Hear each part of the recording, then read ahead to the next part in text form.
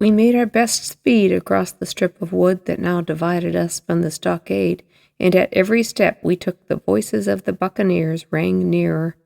Soon we could hear their footfalls as they ran, and the cracking of the branches as they breasted across a bit of thicket. I began to see that we should have a brush for it in earnest, and I looked to my priming. "Captain," said I, "Trelawney is the dead shot. Give him your gun. His own is useless." They exchanged guns, and Trelawney, silent and cool as he had been since the beginning of the bustle, hung a moment on his heel to make sure all was fit for service. At the same time, observing Gray to be unarmed, I handed him my cutlass. It did all our hearts good to see him spit in his hand, knit his brows, and make the blade sing through the air. It was plain from every line of his body that our new hand was worth his salt. 40 paces farther, we came to the edge of the wood, and the stockade was in front of us. We struck the enclosure about the middle of the south side, and almost at the same time 7 mutineers, Job Anderson, the boatswain at their head, appeared in full cry at the southwestern corner. They paused, as if taken back, and before they recovered, not only the squire and I, but Hunter and Joyce from the blockhouse had time to fire. The 4 shots came in rather a scattering volley, but they did their business. One of the enemy actually fell, and the rest, without hesitation, turned and plunged into the trees. After reloading, we walked down the outside of the palisade to see the fallen enemy. He was stone dead, shot through the heart. We began to rejoice over our good success when just at that moment a pistol cracked in the bush. A ball whistled close past my ear, and poor Tom Redruth stumbled and fell his length on the ground.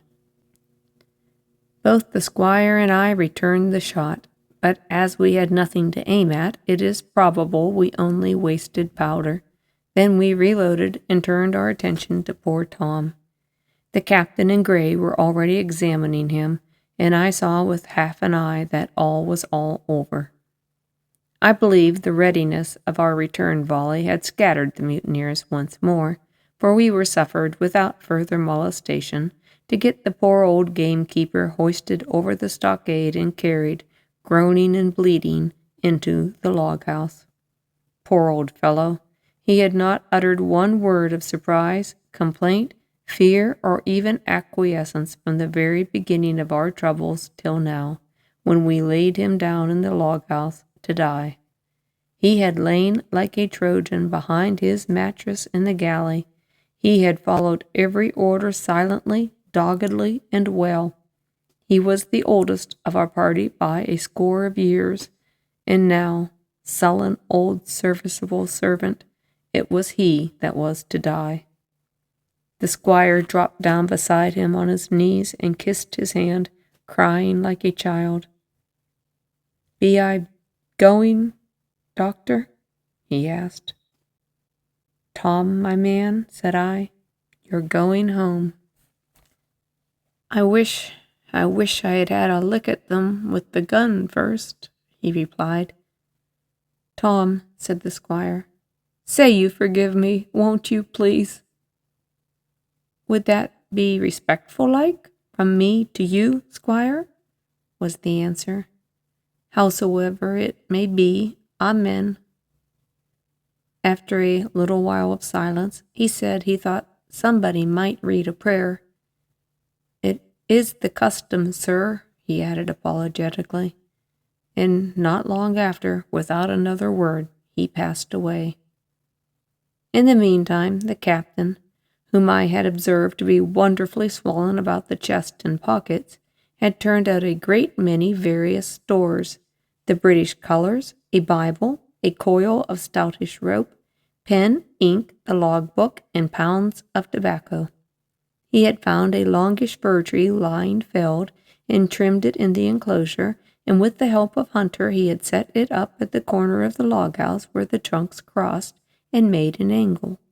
Then, climbing on the roof, he had with his own hand bent and run up the colours. This seemed mightily to relieve him. He re-entered the log-house and set about counting up the stores as if nothing else existed. But he had an eye on Tom's passage for all that, and as soon as all was over, he came forward with another flag and reverently spread it on the body. "Don't you take on, sir," he said, shaking the squire's hand. "All's well with him. No fear for a hand that's been shot down in his duty to captain. It may not be good divinity, but it's a fact." Then he pulled me aside. "Dr. Livesey," he said, "in how many weeks do you and the squire expect the consort?" I told him it was a question not of weeks, but of months, and if we were not back by the end of August, Blandley was to send for us, but neither sooner nor later. "You can calculate for yourself," I said. "Why, yes," returned the captain, scratching his head, "and making a large allowance, sir, for all the gifts of Providence, I should say we were pretty close hauled." "How do you mean?" I asked. "It's a pity, sir, that we lost that second load. That's what I mean," replied the captain. "As for powder and shot, we'll do, but the rations are short, very short. So short, Dr. Livesey, that we're perhaps as well without an extra mouth to feed." He pointed to the body under the flag. Just then, with a roar and a whistle, a round shot passed high above the roof of the log-house and plumped far beyond us in the wood. "Oh, blaze away," said the captain. "You've little enough powder already, lads." At the second trial the aim was better, and the ball descended inside the stockade, scattering a cloud of sand, but doing no further damage. "Captain," said the squire, "the house is quite invisible from the ship. It must be the flag they're aiming at. Would it not be wiser to take it in?"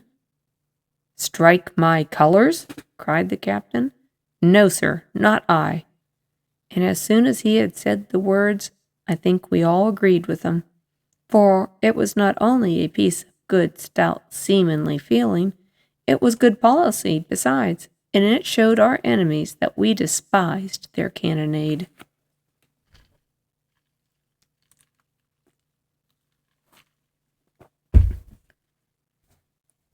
All through the evening they kept thundering away. Ball after ball flew over or fell or kicked up the sand in the enclosure, but they had to fire so high that the shot fell dead and buried itself in the soft sand. We had no ricochet to fear, and though one popped in through the roof of the log-house and out again through the floor, we soon got used to that sort of horseplay, and we minded it no more than cricket. "There is one good thing about all this," observed the captain. "The wood in front of us is likely clear. The ebb has made a good while. Our stores should be uncovered. Volunteers to go and bring in pork." Gray and Hunter were the first to come forward. Well armed, they stole out of the stockade, but it proved a useless mission. The mutineers were bolder than we fancied, or they put more trust in Israel's gunnery, for 4 or 5 of them were busy carrying off our stores and wading out with them to one of the gigs that lay close by, pulling an oar or so to hold the steady against the current. Silver was in the stern sheets in command, and every man of them was now provided with a musket from some secret magazine of their own. The captain sat down to his log, and here is the beginning of the entry. Alexander Smollett, Astor; David Livesey, ship's doctor; Abraham Gray, carpenter's mate; John Trelawney, owner; John Hunter and Richard Joyce, owners, servants, landsmen, being all that is left faithful to the ship's company, with stores for 10 days at short rations, came ashore this day and flew British colors on the log-house in Treasure Island. Thomas Redruth, owner's servant, landsman, shot by the mutineers. James Hawkins, cabin boy. And at that same time, I was wondering over poor Jim Hawkins' fate. A hail on the land side. "Somebody is hailing us," said Hunter, who was on guard. "Doctor, Squire, Captain, hello, Hunter, is that you?" came the cries. And I ran to the door to see Jim Hawkins, safe and sound, come climbing over the stockade.